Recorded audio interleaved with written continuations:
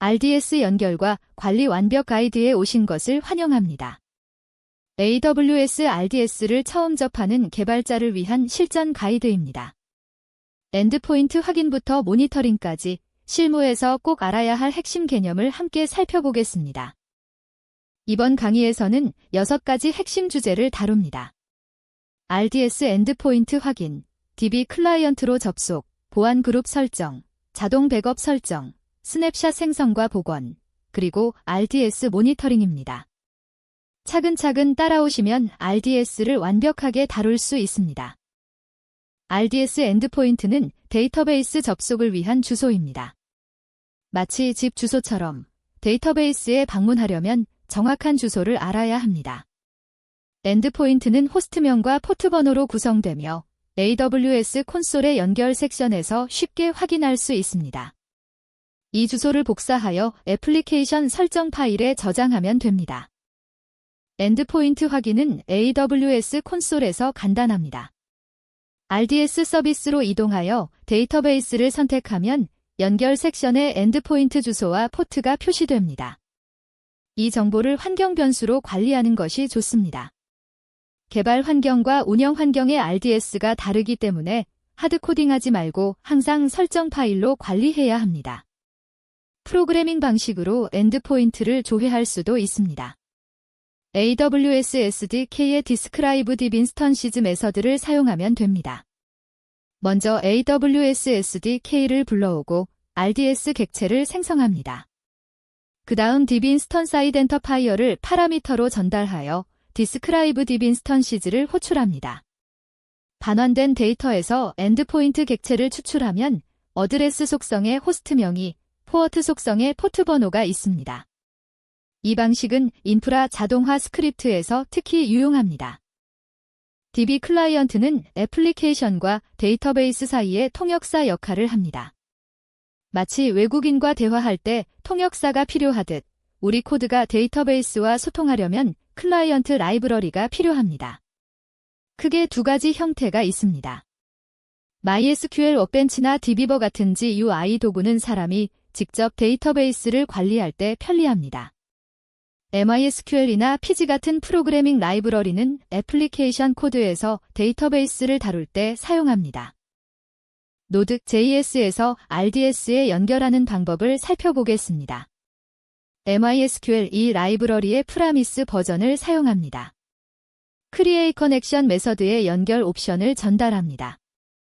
호스트는 엔드포인트 주소이고 포어트는 보통 3306입니다.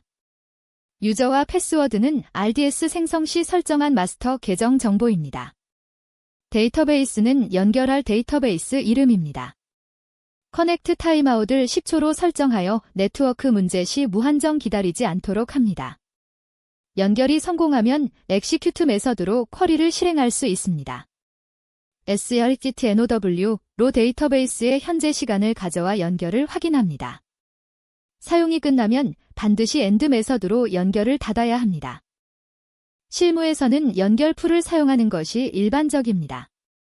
매번 새로운 연결을 만들고 닫는 것은 비효율적이기 때문입니다. MySQL의 create 풀 메서드를 사용하면 연결을 재사용할 수 있어 성능이 크게 향상됩니다. 연결 풀은 여러 연결을 미리 만들어두고 필요할 때마다 하나씩 빌려주는 방식입니다.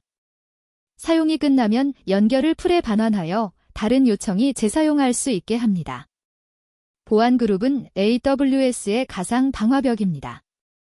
마치 아파트 경비실처럼 누가 데이터베이스에 접속할 수 있는지 통제합니다.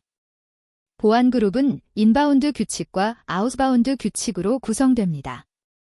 인바운드 규칙은 들어오는 트래픽을 제어하고 아웃바운드 규칙은 나가는 트래픽을 제어합니다. RDS는 기본적으로 모든 접속을 차단합니다. 명시적으로 허용하지 않으면 아무도 접속할 수 없습니다. 보안 그룹 설정은 AWS 콘솔에서 간단합니다. RDS 인스턴스 상세 페이지의 연결 섹션에서 보안 그룹 링크를 클릭합니다. 인바운드 규칙 탭을 보면 현재 허용된 IP 주소 목록이 나옵니다. 규칙 편집 버튼을 클릭하여 새 규칙을 추가합니다. 프로토콜 타입은 MySQL 조로러를 선택하면 포트가 자동으로 3306으로 설정됩니다. 소스는 내 IP를 선택하면 현재 공인 IP 주소가 자동 입력됩니다.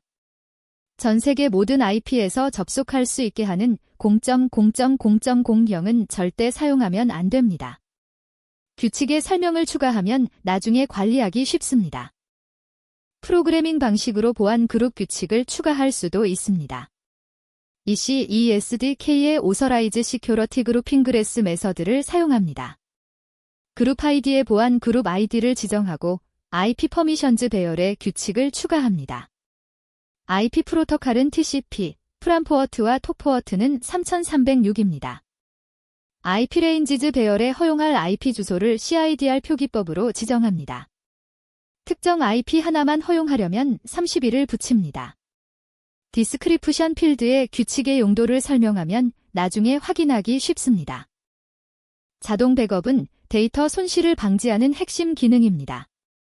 실수로 중요한 데이터를 삭제하거나 장애가 발생해도 자동 백업이 있으면 복원할 수 있습니다. RDS는 설정한 시간에 정기적으로 전체 백업을 수행합니다. 백업 보관 기간을 설정할 수 있으며 필요할 때 특정 시점으로 복원할 수 있습니다. 백업은 개발자의 실수나 예상치 못한 장애로부터 데이터를 보호하는 마지막 방어선입니다. 백업 설정을 구성할 때는 두 가지를 결정해야 합니다. 첫째, 백업 보관 기간입니다. 보통 7일에서 35일 사이로 설정합니다. 둘째, 백업 윈도우입니다. 데이터베이스 트래픽이 적은 시간대, 보통 새벽 시간에 백업을 수행하도록 설정합니다. 백업 중에는 약간의 성능 저하가 있을 수 있기 때문입니다. RDS는 설정된 시간에 자동으로 스냅샷을 생성하고 보관 기간이 지난 백업은 자동으로 삭제합니다. 백업 설정은 SDK로 수정할 수 있습니다. MotherPyDB 인스턴스 메서드를 사용합니다. 백업 프리텐션 피리어드에 백업 보관 일수를 설정합니다. 7로 설정하면 7일간 백업을 보관합니다. 프리퍼드 백업 윈도에 백업 시간 윈도우를 설정합니다. 3시-04, 00으로 설정하면 새벽 3시부터 4시 사이에 백업이 수행됩니다. 어플라이 이미디트리를 펄스로 설정하면 다음 유지 관리 기간에 변경 사항이 적용됩니다. true로 설정하면 즉시 적용되지만 재시작이 필요한 변경 사항의 경우 다운타임이 발생할 수 있습니다. 자동 백업과 스냅샷의 차이를 이해하는 것이 중요합니다. 자동 백업은 설정한 보관 기간이 지나면 자동으로 삭제됩니다. 예를 들어 7일로 설정했다면 7일이 지난 백업은 사라집니다. 반면 스냅샷은 수동으로 생성하며 영구적으로 보관됩니다. 삭제하지 않는 한 계속 남아 있습니다. 따라서 주요 마일스톤이나 중요한 배포 전에는 스냅샷을 생성하는 것이 좋습니다. 스냅샷은 중요한 작업 전에 생성하는 안전장치입니다. 예를 들어 대규모 데이터 마이그레이션이나 스키마 변경 전에 스냅샷을 생성하면 문제가 생겼을 때 즉시 이전 상태로 돌아갈 수 있습니다. AWS 콘솔에서 스냅샷 생성 버튼을 클릭하거나 SDK를 통해 프로그래밍 방식으로 생성할 수 있습니다. 스냅샷 생성은 즉시 시작되며 데이터베이스 크기에 따라 몇 분에서 몇 시간이 걸릴 수 있습니다. 스냅샷에서 복원할 때는 새 RDS 인스턴스가 생성됩니다. 원본 인스턴스는 그대로 유지되고 스냅샷을 기반으로 한 새 인스턴스가 만들어집니다. 새 인스턴스는 새로운 엔드포인트를 가지므로 애플리케이션 설정을 업데이트해야 합니다. 복원된 인스턴스가 정상적으로 작동하는지 확인한 후 원본 인스턴스를 삭제하거나 새 인스턴스로 트래픽을 전환할 수 있습니다. RDS 모니터링은 데이터베이스 건강 상태를 실시간으로 확인하는 필수 작업입니다. 문제가 발생하기 전에 조기에 발견하여 대응할 수 있습니다. 클라우드와치와 통합되어 다양한 매트릭을 제공합니다. CPU 사용률, 메모리 사용량, 데이터베이스 연결수 등을 모니터링할 수 있습니다. 이러한 지표들을 통해 성능 병목 지점을 파악하고 최적화할 수 있습니다. 주요 모니터링 지표를 살펴보겠습니다. CPU 사용률은 데이터베이스가 얼마나 바쁜지 알려줍니다. 80%를 지속적으로 초과하면 인스턴스 크기를 늘려야 할 수 있습니다. 메모리 사용량도 중요합니다. 메모리가 부족하면 디스크 스왑이 발생하여 성능이 급격히 저하됩니다. 데이터베이스 연결수는 동시 접속자를 나타냅니다. 최대 연결수에 가까워지면 새 연결을 받을 수 없게 됩니다. IOPS는 디스크 입출력 성능을 나타내며 디스크 공간은 저장 용량 부족을 미리 감지할 수 있게 해줍니다.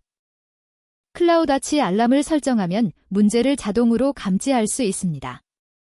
예를 들어 CPU 사용률이 80%를 초과하거나 연결수가 급증하면 알람을 받도록 설정할 수 있습니다.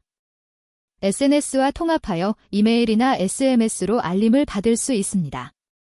더 나아가 램더 함수를 트리거하여 자동으로 대응할 수도 있습니다.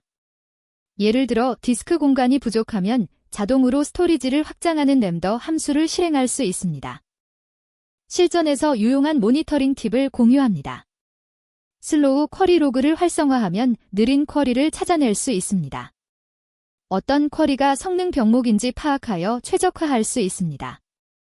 인핸스트 마너터링을 활성화하면 더 상세한 매트릭을 1초 단위로 확인할 수 있습니다. 프로세스 목록, CPU 사용률, 메모리 사용률 등을 실시간으로 볼 수 있습니다. 퍼포먼스 인사이츠는 쿼리 성능을 시각화하여 어떤 쿼리가 자원을 많이 사용하는지 한눈에 보여줍니다.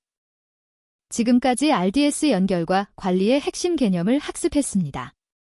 엔드포인트 확인부터 DB 클라이언트 연결, 보안 그룹 설정, 백업과 스냅샷, 그리고 모니터링까지 실무에 바로 적용할 수 있는 내용들이었습니다.